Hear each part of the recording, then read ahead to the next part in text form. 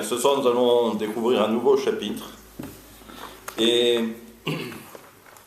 en introduction, ce que dit le Hari Akadosh dans un nouveau chapitre, qui est celui de Man et Mad. Man, Maïn Nogvim et Maïn Dochorin, les eaux féminines et les eaux masculines. Et en introduction, ce que dit ici Rabbi Chaim Vital, c'est que Nimtza klalut kol advarim, ki chol dalet olamot, abiya vechol apratim shebahem, hem birur elu azain melachim. Et ça, c'est ce que nous avions déjà vu les cours précédents. On a vu que les 4 mondes, et ça veut dire également dans leur intégralité et dans le moindre détail, tout cela correspond au birur, le tri des 7 rois qui sont morts. Beinyan ze ushoresh lechol hayediya azot shel chokhmat haemet uschor ze. Et là, ce qu'il nous dit, c'est que toute la mystique, toute la kabbale dépend essentiellement que de ce principe. Man et mad. Les eaux féminines et les eaux masculines. Donc si déjà on devait résumer quelle est en réalité la fonction première de la mystique, c'est de s'occuper principalement de ces étincelles qui se sont perdues. Et là, on va maintenant attaquer le premier chapitre, qui est le chapitre 39, et il nous dit la chose suivante. Et voici le sujet.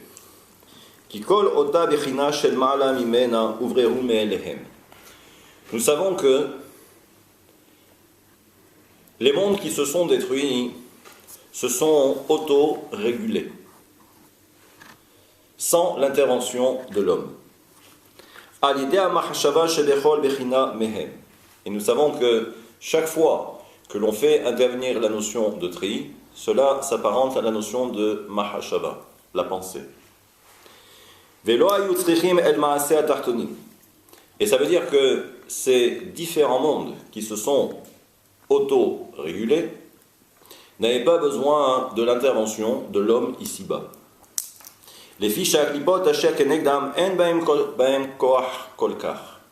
Et la raison est simple, c'est que si l'on fait intervenir la notion de birur, la notion de tri, ça veut dire que d'un côté, il y a les forces du bien, et de l'autre côté, il y a les forces du mal. Autrement dit, les clipotes, les écorces. Simplement, à leur niveau, les forces du mal sont moins présentes. Et donc, c'est pourquoi la réparation a pu se faire, entre guillemets, d'elle-même. Aval bechinat aman shel malchut. Par contre, les étincelles qui correspondent à la malchut, Asherhem bechinat asiya. Et nous savons que Malchut s'apparente au monde de la asiya, autrement dit le nôtre, le monde d'en bas. Et rappelez-vous les différents cours, on avait dit que la propension de mal est plus importante dans le monde de la asiya que dans les autres mondes. Et donc ça veut dire que Shesham kol ikar shoresh betokef aklipot. לכן לא היה בה כוח לתקן ולברך הבחינה של מן שלה שהיה באלו המלכים. Et c'est pour cette raison que la séphira de Malchut elle-même n'a pas pu se réparer parce que les forces du mal sont trop présentes. Les sibat yotam nitunim beimke akipot hazakim velo haya yecholet ba lebareram ad sheba adam arishon, jusqu'au jour où apparaît la naissance du premier homme, Adam Harishon.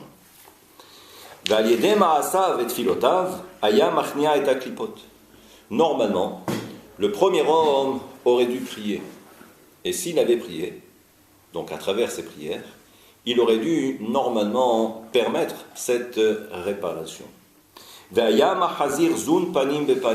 Et normalement, ce que nous avons vu la semaine dernière, ou il y a 2 semaines, on a dit que si Adam Arishon avait prié au lieu de fauter, alors à ce moment-là, à travers sa prière, à un niveau supérieur, dans Zun, Zeir Anpin et Malchut, donc ce sont toujours les deux acteurs principaux, eh bien normalement ils auraient pu se retrouver face à face et à partir de là on aurait terminé la réparation.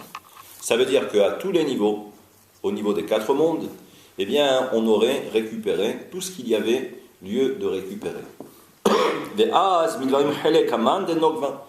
moment-là, on aurait pu récupérer cette énergie. Autrement dit, lorsque l'on parle de man, mein nogvin, donc les eaux féminines, je rappelle, si nécessaire, que Malchut est une séphira féminine. Et donc, normalement, chaque fois dans la tradition, lorsque l'on fait référence aux étincelles divines, la récupération de toutes ces étincelles divines s'apparente à la notion de man. Et vous allez comprendre au fur et à mesure. Il n'y aurait plus aucune destruction dans le monde. Et à ce moment-là, on aurait pu, ou le monde aurait pu connaître un état ou un monde qui soit totalement parfait, comme ça sera le cas lorsqu'il y aura la venue de Mashiach. Comme il est dit dans le verset, qui est Az ketiv bila amavet la netzar. À ce moment-là, la mort disparaîtra éternellement. Et lorsque l'on fait référence à la mort, c'est la notion de klipa. Je rappelle que la mort, par définition, n'a été que la conséquence de la faute de Adam Arishon. Et je rappelle, là aussi, si nécessaire, que ici, la mort, c'est lorsque, malheureusement, le bien et le mal se sont mélangés. Et ça veut dire que lorsque l'homme arrive ici-bas, malheureusement, il est obligé de partir. Il ne peut pas faire autrement, parce que même si il s'agit d'une personne d'une très grande qualité spirituelle, malheureusement, les forces du mal sont tellement présentes que même sa spiritualité, ou son niveau de spiritualité, ne pourrait pas entreprendre cette réparation. Et malheureusement, là aussi, c'est que on est obligé de passer par la mort. Ça veut dire que lorsque le corps se trouve ici-bas, ce n'est que par, entre guillemets, par le biais de la décomposition du corps, qu'à ce moment-là, le tri va pouvoir s'opérer. Donc on voit que la mort est associée à la notion de klipa. Et là, il nous dit quoi ? Et c'est pourquoi il est dit dans le traité de Yevamot que David, lorsqu'on fait référence à David, c'est Mashiach. Le fils de David, c'est Mashiach. Et Mashiach ne viendra que lorsque l'on aura terminé de récupérer toutes les neshamot qui sont dans le corps. Ça veut dire quoi ?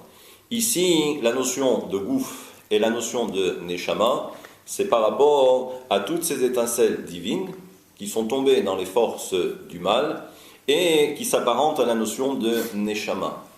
Vous verrez par la suite que lorsqu'ensuite on va récupérer toutes ces étincelles divines, et lorsque Malchut va récupérer toutes ces étincelles divines, alors à ce moment-là, lorsqu'il va y avoir par la suite le zivug, cette relation avec le Zeir Anpin, alors à ce moment-là, à travers ce zivug, toutes ces étincelles qui ne sont autres que des neshamot, des âmes, alors à ce moment-là, elles redescendront ici-bas pour prendre corps. Et donc c'est pourquoi, tant que l'on n'a pas terminé le tri, alors à ce moment-là, cela signifie qu'il y a encore des neshamot qui sont perdues. Elles sont encore, malheureusement, dans les entrailles des forces du mal. Et Mashiach ne viendra que lorsque l'on aura terminé ce tri. Ve'olim bifrinat man, shemehem lotzrim haneshamot. J'ai anticipé. C'est grâce à man que ensuite on va pouvoir créer de nouvelles âmes. Kaniska bitrilat adrush, lo yot chayut el aklipot, ve'amutu bi'ivatlu. Et lorsque l'on aura récupéré toutes ces âmes, toutes ces étincelles, alors à ce moment-là, les forces du mal disparaîtront. Ki aklipot nikra mavet. Parce que justement les forces du mal s'apparentent à la notion de mort. Et là aussi, il faut bien comprendre Et nous savons que, et là vous allez comprendre également un autre principe, c'est que pourquoi est-ce que Akadosh Baruch Hu a dit à Adam Arishon qu'il n'avait pas le droit de consommer de l'arbre de la connaissance du bien et du mal? Si on réfléchit, on se dit, mais si l'arbre de la connaissance du bien et du mal se trouve dans le Gan Eden, donc ça veut dire que cet arbre a une valeur, a une utilité. Donc pourquoi interdire à Adam Arishon la consommation de cet arbre? C'est que forcément, il y a quelque chose.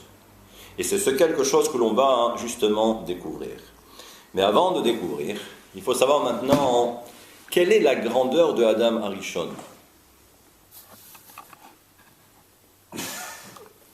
Adam Arishon, on nous dit qu'il a été créé par Dieu, et ensuite, Adam Arishon a été placé dans le Gan Eden. Très bien. Maintenant, au niveau de son essence, ce que l'on va maintenant essayer de comprendre, mais quelle est donc l'essence de Adam Arishon? D'où provient-il? Et on va voir également, mais c'est quoi le Gan Eden? De quoi parle-t-on?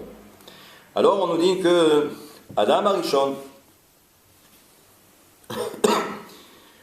לכל פעם שיש בו, אנו מעלים על ידי תפילתנו ניצוץ הקדושות שבו בחינת מן. וכאשר יבארו ויעלו גם הניצוצים אשר ברגליו, אז יושלם לתקן כל אדם הזה, אז יבוא משיח. Ici, ce que nous dit le Etz Chaim, c'est que déjà, lorsque l'on parle de Adam, il y a le Adam que nous connaissons, qui est le Adam de la Genèse. Mais il y a également le Adam qui correspond en réalité aux 4 mondes que nous connaissons. Atzilut, Bria, Yetzira et Asiya. Parce qu'en fin de compte, ce qu'il faut comprendre, c'est que la notion de Adam, c'est la composition de ces 4 mondes. Et c'est cette composition qui donne naissance à ce que l'on peut appeler Adam. Et donc, le fameux Adam, il provient de la tête jusqu'aux pieds, tout en sachant que si la tête correspond à Atzilut, les pieds vont jusqu'en bas, c'est-à-dire jusqu'au monde de la Asiya. Et si l'on veut que ce soit un Adam qui soit parfait, alors à ce moment-là, ce que nous dit le Etz Chaim, et vous l'avez bien compris, c'est qu'il faut récupérer toutes les étincelles qui correspondent à chaque monde. À partir de là, on pourra dire que cette ossature qui correspond au fameux Adam, alors à ce moment-là, cette ossature sera totale. Et là, qu'est-ce que nous dit le Ari Akadosh? Il nous dit העולה לנו מכל זה, כי עניין בחינת מן הם הנשמות הקדושות ממש, הם עצמם אשר תור מלאכים אלו, שצריך לבררם משם ולהעלותם בחינת מן למעלה, ואז יתחברו עמהן מד. Il dit, lorsque chaque fois que l'on récupère ces étincelles divines, à travers nos prières, à travers l'étude, alors à ce moment-là, cela va déclencher une réaction en chaîne, c'est que si Man est capable d'apporter toutes ces lumières, toutes ces neshamot, alors à ce moment-là, en retour, l'homme aussi également va apporter ce qu'on va appeler Maïn Dochrin, les eaux masculines. Et là, vous pouvez comprendre que si l'on parle de Man et si l'on parle de Mad, essayez de comprendre de façon beaucoup plus terre à terre, c'est exactement cette relation qu'il y a ici-bas. Ce que la femme va apporter et ce que l'homme également va apporter. Et c'est la combinaison des deux qui va donner naissance à une âme. Et c'est cela le principe. Et il dit c'est pourquoi, pour chaque relation à un niveau supérieur, donc si vous vous rappelez la semaine dernière, on a dit qu'il n'y a rien de figé au niveau des mondes spirituels. C'est-à-dire que chaque jour, il y a une nouvelle relation à un niveau supérieur grâce aux étincelles que chacun d'entre nous est capable d'apporter. Tout est collationné ensuite en haut au niveau de Malchut. Et ensuite, il y a ce travail qui se met en place. En réalité, si l'on réfléchit toujours aussi de façon terre à terre, si on a bien compris tous les cours que l'on a fait maintenant depuis presque 1 an, toute la mystique, c'est de considérer que la création des mondes, également toutes ces notions de zivug, de relation entre les séphirotes en elles-mêmes, c'est pour procréer quelque chose, c'est pour donner naissance à quelque chose de nouveau. Mais là aussi, il faut un carburant. C'est-à-dire que cette grosse machine que représentent les mondes spirituels, il ne peut y avoir de véritable fonctionnement que si on est capable d'apporter du carburant. Sinon, la machine peut tomber en rade. Et on va voir que malheureusement, on verra un peu plus tard, que malheureusement, il arrive parfois que la machine tombe en rade. Alors, à ce moment-là, il faut trouver un système D. Sinon, on ne peut pas continuer. Les mondes ont besoin de cette énergie vitale, et si il n'y a pas ce fonctionnement qui s'opère, alors à ce moment-là, on est obligé de pratiquer, on va dire, un autre système, qu'on découvrira un peu après. Donc, moralité, ça veut dire quoi? Ça veut dire que le carburant de tous ces mondes, de toutes ces relations à un niveau supérieur, dépend essentiellement de la récupération de toutes ces étincelles divines, que l'on appelle man. Mein Nogvin. Et donc, il nous dit que שנחזור על ענייננו, כי כיוון שאי אפשר להתברר מן דנוק ועד איזה אנפין אלא על ידי תחתונים, וכשמו אמר הכתוב, ואדם אין לעבוד את האדמה. Et c'est pourquoi dans le verset, si vous vous rappelez, dans la Genèse, on a bien compris qu'en fin de compte, si l'on veut réparer la séphira de Malchut, on a vu que ça dépend essentiellement que de nous. Donc je ne sais pas si vous imaginez ou si vous prenez conscience de cette réalité. Ça veut dire que l'organisation ou le fonctionnement des mondes dépendent essentiellement que de nous. Et là, donc c'est pourquoi le verset dans la Genèse nous dit Ve'adam en la'avod et ha'adama. C'est que pour l'instant, il n'y avait personne pour travailler la terre, parce que l'homme n'était pas encore là. Il ne va arriver que plus tard. Et là, ce qu'il faut comprendre aussi, c'est que si la Torah nous dit qu'il n'y avait personne pour faire travailler la terre, ou travailler la terre, eh bien Adama, en réalité, ça fait référence à la notion de Malchut. Quand vous voyez apparaître dans la Torah Adama, la terre, ou Eretz, c'est toujours Malchut. Et donc, il n'y avait personne pour l'instant. Et on a bien compris que tout le travail de cette terre, de cette Malchut, dépend essentiellement que de l'homme. Pour l'instant, l'homme n'est pas encore présent sur la scène de l'histoire, de l'humanité. Et c'est pourquoi donc, à un niveau supérieur, il a fallu créer Adam Arishon, pour qu'il y ait maintenant un homme, un Adam, qui soit, à travers ses prières et à travers ses mérites, d'organiser ce système. Et là, donc, on nous dit qu'à un niveau supérieur, donc Zun, Zeir Anpin et Malchut se sont unis. Et ils ont donné naissance à Adam Arishon. Et là aussi, ce qu'il faut comprendre, donc maintenant, que se passe-t-il s'il y a également des transgressions, des fautes? Et là aussi, ce qu'il faut comprendre, c'est que, comme vous le savez maintenant, toutes ces étincelles divines correspondent également à un nom de Dieu. Si vous vous rappelez, l'origine ou l'essence de ces étincelles divines provient de ce que l'on appelle la Midat Haddin, c'est la rigueur. Maintenant, il faut comprendre qu'il y a un nom de Dieu qui s'apparente à la notion de rigueur. Et ça, c'est Elohim. Et c'est pourquoi donc, nous savons que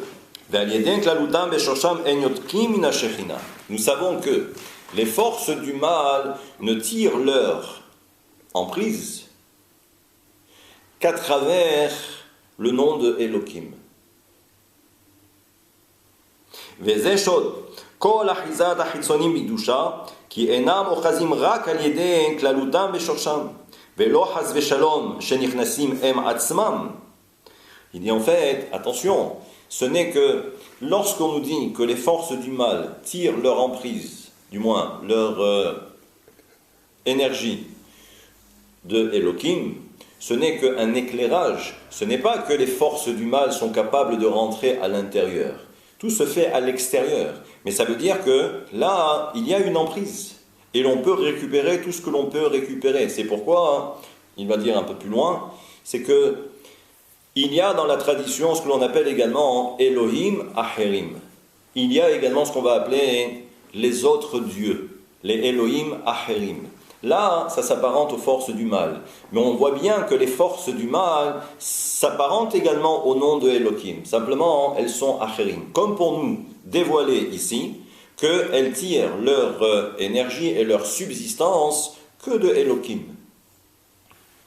Et donc, il nous dit que Ki elu Elohim shosham hemman yesod nekva ki em hegvurot heotiyot Elohim. Et là aussi, on rentrera peut-être un jour dans le détail, où nous savons que ça c'est ce qu'on appelle les 5 mesures de rigueur. Mais les 5 mesures de rigueur s'apparentent à Elohim.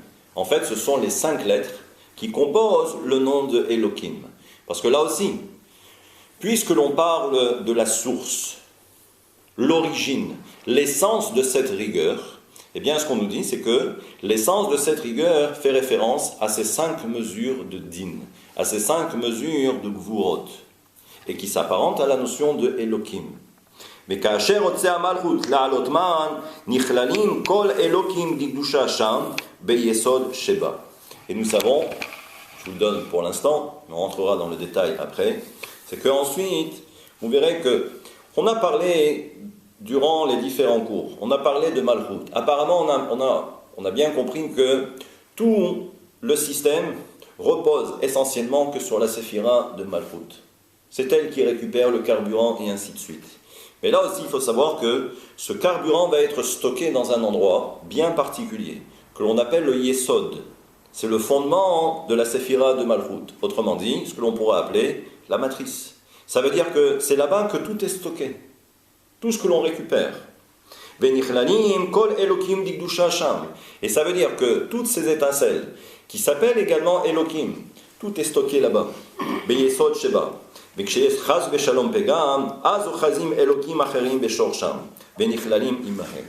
le problème, c'est que lorsque, malheureusement, l'homme faute ici-bas, alors, également, les forces du mal, qui s'apparentent à Elohim, vont également s'adjoindre au Elohim, mais dans le domaine de la Kedusha. Ça veut dire comme si, en fin de compte, elles étaient là chaque fois pour aller récupérer tout ce qu'elles peuvent récupérer dans Elohim, mais dans la Kedusha. Et donc ça veut dire que c'est comme si on permettait aux forces du mal de rentrer par une petite porte. Imaginez, vous avez tout un système qui est en place, imaginez qu'on est là pour, comment on pourrait dire, comme pour aspirer toute cette énergie de Elohim, mais dans la Kedusha, toutes les étincelles divines. Imaginez que lorsque malheureusement l'homme faute, imaginez que les forces négatives, qui s'appellent également Elohim Acherim, imaginez qu'elles viennent se greffer vers ce conduit qui est là pour récupérer toutes les étincelles divines. À partir de là, c'est que si elles mettent leur grain de sel à l'intérieur, alors à ce moment-là, nous savons ce qui se passe. C'est que la machine ne fonctionne plus. Et il y a un problème. C'est-à-dire qu'il peut y avoir des ratés dans le système. Les forces du mal s'insinuent. Et donc, et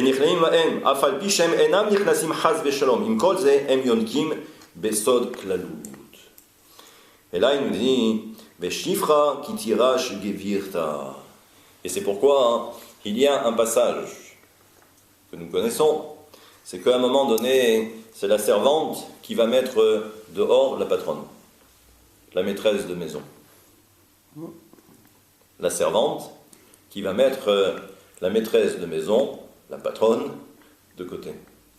Elle va la renvoyer, elle va les conduire. Et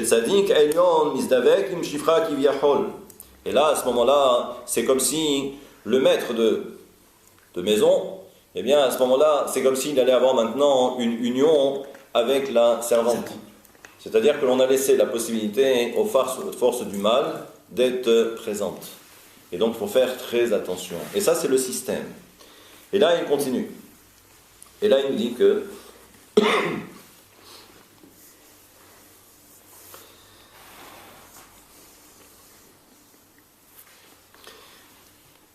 maintenant, Be'inyan het Adam Arishon, puisque l'on a parlé des fautes, et l'on voit que cela peut avoir des incidences, des conséquences, et parfois dramatiques. Jusqu'à quel point, vous allez comprendre. Déjà, la question que nous nous étions posée, Adam Arishon, c'est quoi, au juste? Ça correspond à quoi? Et là, nous avons un enseignement, bien évidemment, qui est rapporté par le Etzraïm. Il nous dit, Be'et shenivra Adam Arishon, ech hayu azun elyonim, bemakom abba ve'ima, ve'sham hayu b'frinat achor be'achor. Je passe. V'nizdeyam sham lotzim Adam Arishon. Je passe aussi. Et là, ce qu'il nous dit, et c'est sur quoi je voulais que l'on intervienne, c'est qu'en fait, Adam Arishon, le corps de Adam Arishon s'apparente au monde de la Yetzira. Et également dans le monde de la Bélia. Imaginez donc que le corps de Adam Arishon regroupe deux mondes, Bria et Yetzira. Et là aussi, ce que nous fait remarquer le Ari Akadosh, c'est que Adam Arishon n'a aucune part dans le monde de la Asiya qui est le nôtre. Ça veut dire que le corps de Adam Arishon était comparable à un véritable malach, à un ange. C'est-à-dire que son corps avait la même propriété que son âme. Et maintenant, puisque l'on a parlé du corps de Adam Arishon, il faut savoir que le nefesh de Adam Arishon s'apparente à Malchut de Hatzilut. Le Ruach s'apparente au Ze'er Anpin de Hatzilut. Et la Neshama de Adam Arishon s'apparente à Bina. Ça veut dire quoi? Ça veut dire que de là, on peut déjà comprendre quelle est la grandeur de Adam Arishon. Il n'a aucun lien avec le monde qui est le nôtre, le monde terrestre qui est le nôtre. Il n'a pas le même corps que par la suite, j'allais dire que nous. C'est un corps translucide. Et c'est pour cette raison, et c'est la question que je vous ai posée tout à l'heure, je dis, mais si le Etz Hadat Tov Vara se trouve dans le Gan Eden, pour quelle raison Adam Arishon n'avait pas le droit de consommer de cet arbre, ou des fruits de cet arbre? La réponse est que, si vous avez bien compris tout le système, c'est que le travail maintenant que nous devons accomplir, c'est de récupérer toutes ces étincelles divines. Et on a bien compris que la séphira de Malchut n'était pas en mesure, elle, de réparer le système, ou son propre système. Elle ne pouvait pas l'auto-réguler. Et donc, il fallait attendre le premier homme. Maintenant, ce que nous dit ici le Etzraïm, c'est que si on a dit que la séphira de Malchut s'apparente au monde de la Asiya, alors à ce moment-là, on a un problème. Pourquoi? On a dit tout à l'heure que Adam Arishon, tout son travail, ça va être de quoi? C'est justement de travailler la terre. Et on a dit que la terre s'apparente à la séphira de Malchut. Donc normalement, tout le travail de Adam Arishon, c'était de récupérer toutes ces étincelles divines qui s'apparentent à la séphira de Malchut. Et là, ce que nous dit le Etzraïm, c'est que Adam Arishon, pourquoi l'arbre lui était interdit à la consommation? C'est que Adam Arishon, on a bien compris que au niveau de son corps, c'est Olam HaYetzira et Olam HaBria. C'est-à-dire qu'il n'a aucun lien avec le monde qui est le nôtre, qui est le monde terrestre qui est le nôtre. C'est pour cette raison que Akadosh Baruch Hu lui dit, toi, n'interviens pas. Pour toi, ça devient une véritable interdiction. Surtout que l'arbre de la connaissance du bien et du mal, comme son nom l'indique, le bien et le mal. Je vous rappelle que tout le principe des étincelles divines, c'est parce qu'il y a le bien qui est tombé dans le domaine du mal. Et donc il y a en quelque sorte cet arbre. C'est un fruit dans lequel il y a le bien et il y a le mal. Et Adam Arishon, il n'avait pas le droit d'intervenir parce qu'il n'avait aucun lien avec le monde de la Asiya. La seule chose qu'il pouvait faire, c'était simplement prier. Mais manger l'arbre, et on le verra plus tard, c'est que si la Torah nous dit qu'il n'avait pas le droit de consommer, on verra que le fait de parler de nourriture ou de consommation, manger un aliment, dans l'esprit mystique, cela va avoir également certaines connotations bien particulières. Donc Adam Arishon, puisqu'il n'avait aucun lien, il n'avait pas le droit d'intervenir. Il n'avait pas le droit d'intervenir. Maintenant, pourquoi il l'a fait? Pourquoi il l'a fait? Même si sa femme lui a tendu l'arbre défendu. On a bien compris que la femme s'apparente également à la séphira de Malchut. Et on voit bien également que derrière ce que nous présente la Torah, on s'aperçoit qu'en fin de compte, il faut regarder cela à un niveau supérieur. Chava s'est dit, mais c'est moi le fruit défendu, c'est moi Malchut, et c'est moi qui dois intervenir, parce qu'il s'agit de ma propre séphira entre guillemets. Et donc c'est pourquoi elle décide, elle, de consommer de ce fruit interdit. Et Adam Arishon, lui également, son intention était très bonne. Adam Arishon s'est dit, mais en fin de compte, si Dieu m'a accordé un niveau aussi important, alors à ce moment-là, je veux montrer à Kadosh Baruch Hu que, puisque j'ai été doté de toutes ces neshamot, nefesh, ruach, neshama, alors peut-être que je vais pouvoir intervenir.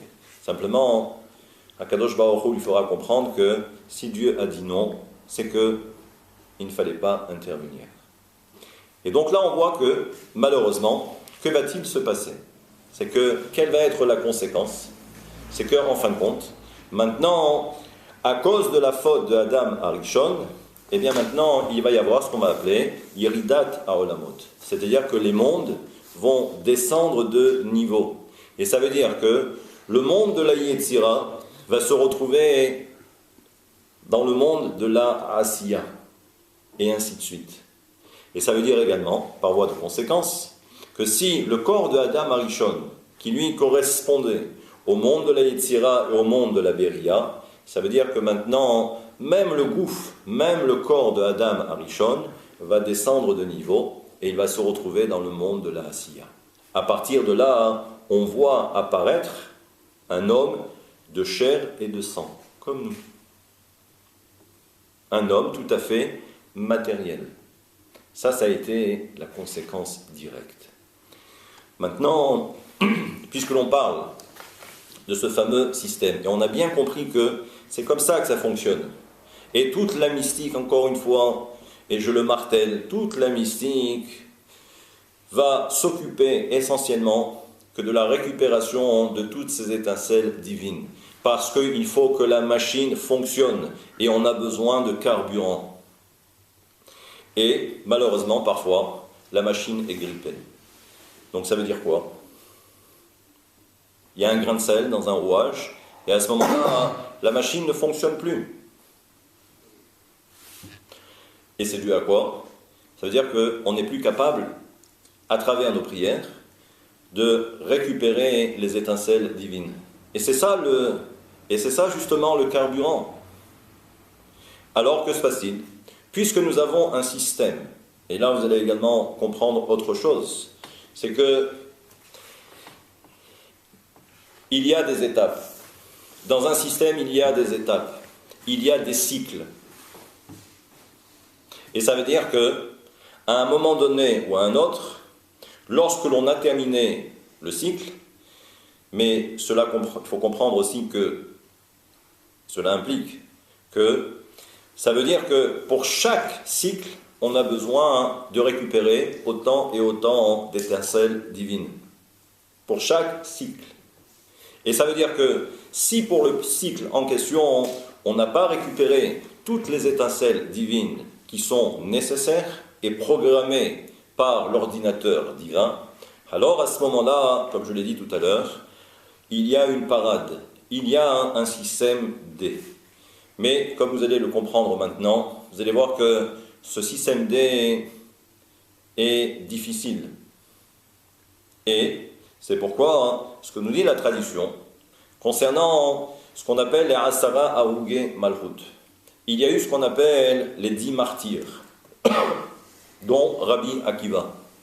Vous savez que Rabbi Akiva est décédé, comme ses collègues d'ailleurs, ses collègues rabbins, sont décédés dans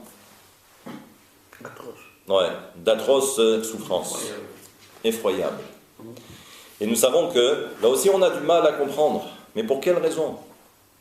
Est-ce que l'on peut imaginer qu'un homme tel que Rabbi Akiva, et également les 9 autres, qui étaient également de la stature de Rabbi Akiva, comment est-il possible que ces grands puissent connaître de telles souffrances? Eh bien malheureusement, ce que nous dit le Etzraïm ici, le Ri HaKadosh, c'est que à un moment donné, lorsque le système est grippé, alors on a recours à la mort des grands. Et là, regardez. À l'époque de Rabbi Akiva, non seulement on n'était plus capable de récupérer toutes les étincelles divines pour la séphira de Malchut, mais là, pire encore, c'est que il y a d'autres étincelles qui, elles, avaient été réparées, récupérées par la séphira de Bina.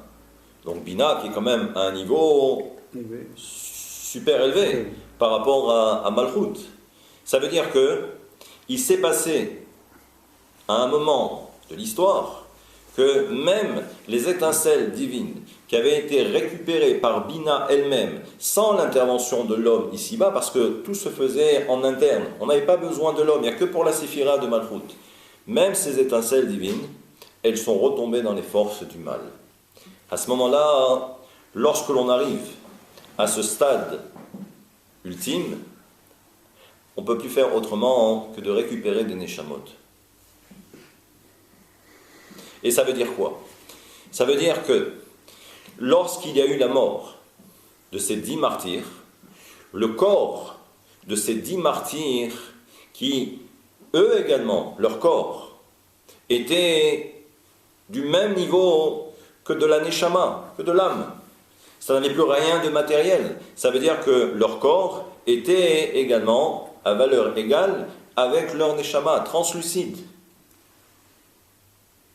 Et là, ce que nous dit le Etzraïm, c'est que malheureusement, leur corps a été donné en sacrifice aux forces du mal. Comme s'il s'agissait en quelque sorte d'un bouc émissaire. Nazazel. C'est-à-dire que leur corps a servi de sacrifice. Et ensuite, leur neshama a permis de réinitialiser tout le système pour redémarrer à nouveau le système. Et pour qu'à nouveau, on puisse à nouveau prendre et récupérer tout le carburant nécessaire pour remettre la machine en marche.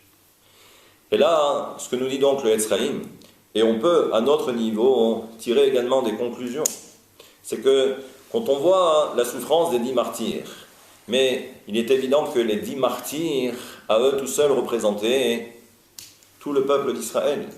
Ils avaient un niveau extraordinaire. Alors imaginez, c'est que si on fait référence à cette notion de cycle et d'étape, ça veut dire qu'à un moment donné, il faut terminer le cycle pour passer à autre chose. Parce que, comme on l'a vu et on l'a dit, les mondes ne sont pas figés. Dieu a mis en place un système. Le système a démarré. Et il doit arriver à échéance. Et pour chaque étape, il faut qu'on termine le système, le cycle. À nous à comprendre que malheureusement, dans l'histoire du peuple d'Israël, ce qu'il faut comprendre, c'est que pour chaque génération, en quelque sorte, on pourrait appeler ça peut-être un cycle, là aussi, c'est pourquoi le peuple d'Israël a souffert. C'est pourquoi il y a eu des pogroms. Et pourquoi le peuple d'Israël, malheureusement, durant toute son histoire, a dû souffrir. Mais c'était en quelque sorte une nécessité. Je ne tirerai pas d'autres conclusions hâtives, bien évidemment, mais c'est ce qu'il faut comprendre. C'est ce qu'il faut comprendre. Et tout cela, encore une fois, pourquoi ? Parce qu'il faut récupérer ce carburant, il faut récupérer toutes ces étincelles divines. Là, on a vu les grandes lignes pour ce soir. Mais ensuite, lorsque on rentrera dans le détail, vous verrez que là aussi, il faut rentrer, et ça c'est toujours le même schéma, il faut rentrer maintenant à l'intérieur de la maison pour voir comment ça se passe. On a allumé la lumière pour l'instant. Maintenant, on va regarder à l'intérieur. Et encore une fois, et vraiment je termine avec ça, c'est que toute la mystique, toute la Kabbale dépend essentiellement de ce principe. Man et Mad. Mein Nogvim et Mein Dochorim.